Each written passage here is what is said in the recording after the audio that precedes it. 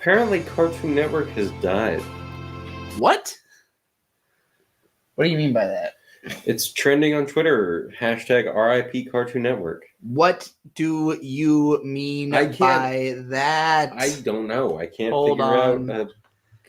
Cartoon Network's decline sparks fan outcry. In 2024, the animation community mourned the decline of Cartoon Network, expressing disappointment over the cancellation of several beloved shows. The hashtag RIP Cartoon Network trended as fans and creators alike lamented the loss of series such as Infinity Train, Steven Universe, Mao Mao, and Craig of the Creek. Steven Universe was still going?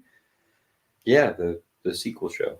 Okay, well, I don't care about this. This is not... They're not literally dead. They just canceled a bunch of shows that I've never cared about or seen. So, anyway... Well, as usual, the trending topics make you think that someone has died that you care about, and then it turns out it's bullshit. Also, what does Cartoon Network dying mean? Boomerang is still a thing. Boomerang is the leftover of the last Cartoon Network.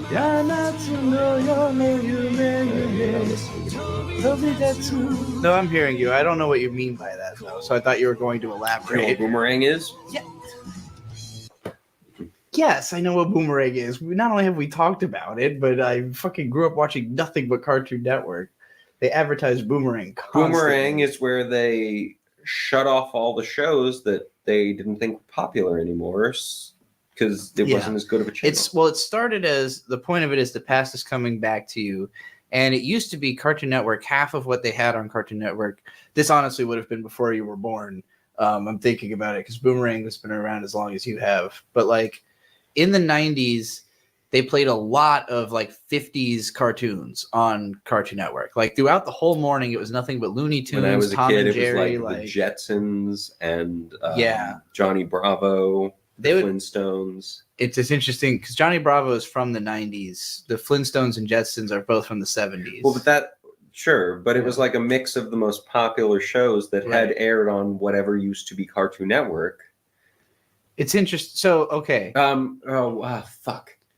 It's not Yogi Bear. There's a different bear. Sorry. Why I'm stuck on this is for a long time there was an ad for Boomerang, or maybe a song for Boomerang that was "Walk around in circles, walk around." I don't mean to walk around in circles, walk around in circles. That got stuck in my head for, not kidding, 2 years.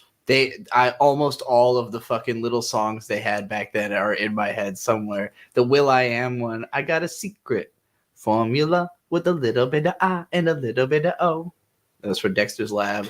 They had a ton of them. Sure, Dexter's Lab, Johnny Test. Well, they got a Gorilla Facility. No, it was Johnny Test. They're both shows. Okay, sorry, I'm wrong. It was Johnny Quest. Johnny Test was a different thing. Yeah.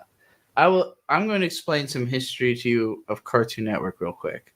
Cartoon Network started in the 80s, and it's basically started as a channel to rerun cartoons, because cartoons are fundamentally used to be like they are what? Fundamentally? For cartoons, fundamentally... so like in the early 20s, up to the 50s, a lot of them were like made as shorts for films. Like it used to be, you'd go to the theater, you see a bunch of shorts, and then you see a movie. So like cartoons are usually stuff that was just like played before family movies in matinee format. And then that started to wane in like the 70s area because TV got big. And so small stuff started becoming TV programs instead of being cinema programs. So in the 70s was the rise of animated family sitcom like Flintstones, The Jetsons, Scooby-Doo, I guess late Johnny 60s Quest for some of that. Johnny Quest. All of those were like, because back then there was only 3 channels. So all the cartoons were on mainstream networks. You did not go to a separate Cartoon Network. But then in the 80s, we got cable TV, this explosion of channels, stuff like MTV, Cartoon Network, all these like culturally driven, more specific. How do you feel about the statement that Avatar is anime? I agree with it now, but only if they say so. Only if the people who created it say so. I would agree with it. I don't think they do, though. I don't think it is. I'll front. I've never seen all of Avatar. I've seen a fair amount of Avatar. I've seen probably the first 2 seasons and smatterings of the 3rd and 4th, as well as a fair amount of The Legend of Korra. Do you think Castlevania is anime? More than Avatar, yes. Okay.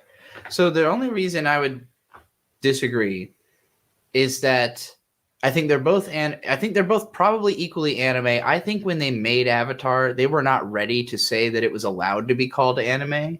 But Avatar created a culture in which it is anime because so many people have said so. And like my anime list still won't list American shows, even though they list all the Chinese shows. I don't understand why. But well, because I think like Scissor 7 comes closer to being anime than Avatar does. Well, that's fair. But I'll also say this. The Avatar team, the guys who created the show, they made it a mandate that every animator watched Fooly Cooly. And if you watch Avatar knowing this, that is not selling me. If you watch Avatar knowing this, you know that Avatar constantly references Fooly Cooly in its animation. Like, I mean, it's selling me on wanting to rewatch Avatar. It's not selling me on Avatar being anime. They also reference like Full Metal Alchemist and stuff. Well, I'm just saying they were trying to make the show look like anime. Like their main influences were Gainax animations. It's not though. It's really not. I think it plays into a lot of Western tropes more than a lot of other shows that are trying. This to is my biggest thing as to why I think Avatar is not an anime. Okay. There's not a dog episode. A dog episode? What do you mean by that? Like a whole episode about a dog, or?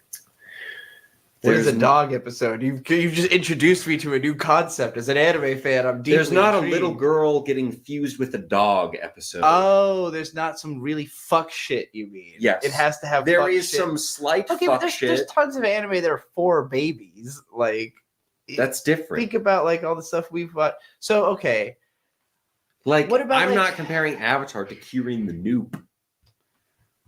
You should be comparing it to Digimon, and Digimon definitely gets closer to darkness, but not that much. Like, it's a little bit more troubled, but everybody hates Chris as part of Brazilian culture? That's interesting. That is really interesting, actually. I didn't know that at all. Huh. Fascinating. Why? I've got to watch Everybody Hates Chris, I guess. So much. It's really interesting. No, I've... Because Sarah Louise said Avatar The Last Airbender isn't, but James Cameron's Avatar is. Chew on that one, liberals. I actually agree with that. I mean, James Cameron is also incredibly anime. It was trying to make anime. No. You know what? You're right. It is anime. I have no doubt. He would have made Battle Angel Alita. It was his idea. He just couldn't make it because he was too busy with Avatar, so he gave it to fucking Robert Rodriguez. But he was the one who bought the rights in the 90s.